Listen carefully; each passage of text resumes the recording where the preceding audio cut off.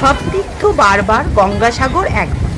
এই গঙ্গাসাগরের মাহাত্ম্য এতটাই যে এখানে স্নান করলে সব তীর্থের পুণ্য লাভ করা হয় বলে বিশ্বাস করা হয়। মকর সংক্রান্তির দিন পুণ্যার্থীরা এই পবিত্র জলে স্নান করেন, যা তাদের পাপ মুক্তি ও মোক্ষ লাভে সহায়তা করে। এ উপলক্ষে এখানে এই সময় বিরাট মেলার আয়োজন হয়। লক্ষ লক্ষ পুণ্যার্থীরা এই সময় এখানে আসেন। এটি কুম্ভ মেলার পর দ্বিতীয় বৃহত্তম মেলা।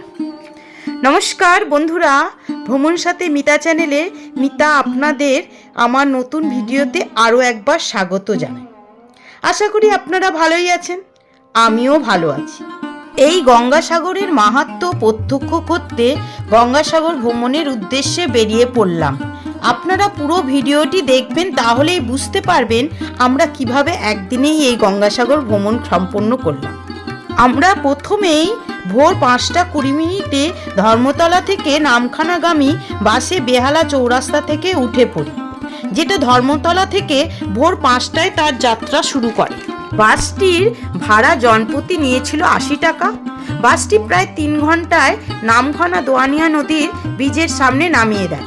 তারপর আমরা ওখান থেকে অটো করে 10 টাকা জনপ্রতি ভাড়া দিয়ে হাতানিয়া দোয়ানিয়া নদীর লঞ্চ ঘাটে পৌঁছাই। সেখান থেকে আমরা জনপ্রতি 40 টাকা দিয়ে বেরমন ঘাটে পৌঁছে যাই। এরপর আমরা ম্যাজিক কার করে 60 টাকা দিয়ে কপিলমুনির আশ্রমের দিকে রওনা দিই। আপনারা বাস বা অটো করেও আসতে পারেন।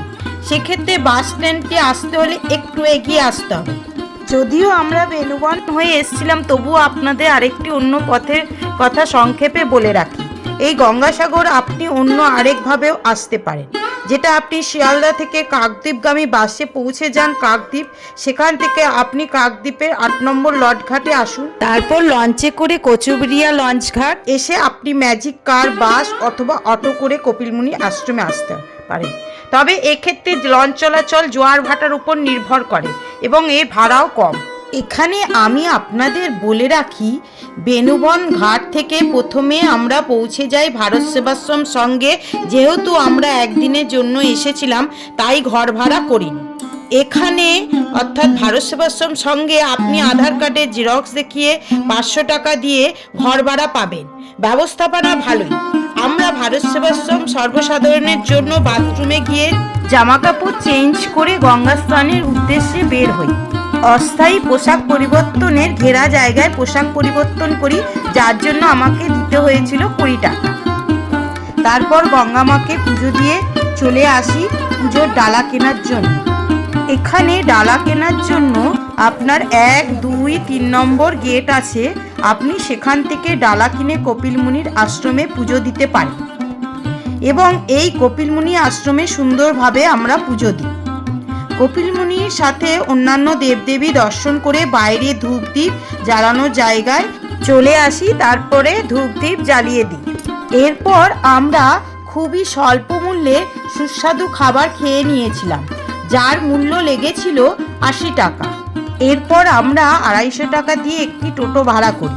টোটো ড্রাইভারের সাথে কথা বলি যে তিনি যেন আমাদের 5টি প্রধান দ্রষ্টব্য স্থান দর্শন করিয়ে বেনুবন লঞ্চঘাটে পৌঁছে দেন। প্রথমে উনি আমাদের নিয়ে যান নাগ দেবতার মন্দিরে। এরপরে উনি নিয়ে যান নাগ সরোবর, খুব সুন্দর এখানে সিনারি। এরপরে এই বড় গোসাই শিব মন্দির, এটা দর্শন করে আমরা চলে আসি শনিদেবের মন্দিরে। দেখুন, এটা শনিদেবের মন্দির গঙ্গাসাগরের। তারপর সাগর মোহনা দেখে আমরা চলে আসি সোজা বেনুবন লঞ্চঘাটে।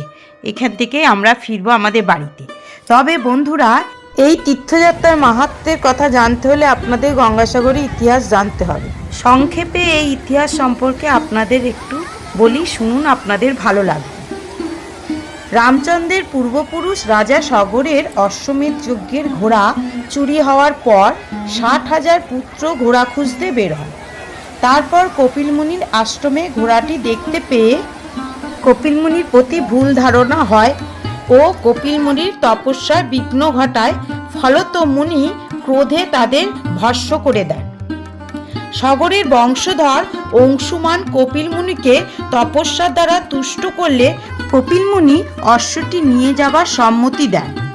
মুনির থেকে জানতে পারেন গঙ্গার পবিত্র জলে পারলৌকিক ক্রিয়াদি সম্পন্ন করলে সগরের 60,000 পুত্রের আত্মা মুক্তি পাবে। অংশুমান ও তার পুত্র দিলীপ গঙ্গাকে মর্তে আনতে না পারলেও দিলীপের পুত্র ভগীরথ ব্রহ্মা ও বিষ্ণু তপস্যা করে গঙ্গাকে মর্তে নিয়ে আসার সম্মতি পান। এই সঙ্গে ভগবান বিষ্ণু তাকে সতর্ক করে দেন এই বলে যে গঙ্গার গতি নিয়ন্ত্রণ করতে না পারলে তার বেগে পৃথিবী ধ্বংস হয়ে যেতে পারে। ভগীরথ তখন শিবের কাছে প্রার্থনা করেন তিনি যেন গঙ্গাকে তার জটায় ধারণ করে গঙ্গার দুরন্ত গতি নিয়ন্ত্রণ করেন। এতে গঙ্গার গতি নিয়ন্ত্রিত হয় এবং মর্তে অবতরণ করে। এরপর ভগীরথ পবিত্র গঙ্গা জলে 60,000 পূর্বপুরুষের পারলৌকিক ক্রিয়া সম্পন্ন করেন এবং তাদের আত্মার মুক্তি ঘটান। এই ভগীরথের নাম অনুসারে গঙ্গার নাম হয় ভাগীরথী, আর রাজা সগরের নাম অনুসারে সমুদ্রের নাম হয় সাগর। সমুদ্র ও নদীর মধ্যবর্তী দ্বীপের নাম হয় সাগরদ্বীপ। বলতে বলতে আপনারা দেখুন আমরা বেনুবন লঞ্চঘাটে আসি এবং ফেরার সময় আমরা বাসে ফিরিনি। আমরা নামখানা স্টেশন থেকে ট্রেনে করে আসি বালিগঞ্জ এবং বালিগঞ্জ থেকে আমরা কানেক্টিং ট্রেন পেয়ে যাই।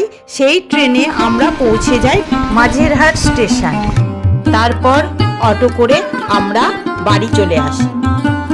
তাহলে আজ এই পর্যন্ত বন্ধুরা, দেখা হবে আরেকটা সুন্দর নতুন ভিডিওতে। মিস করবেন না।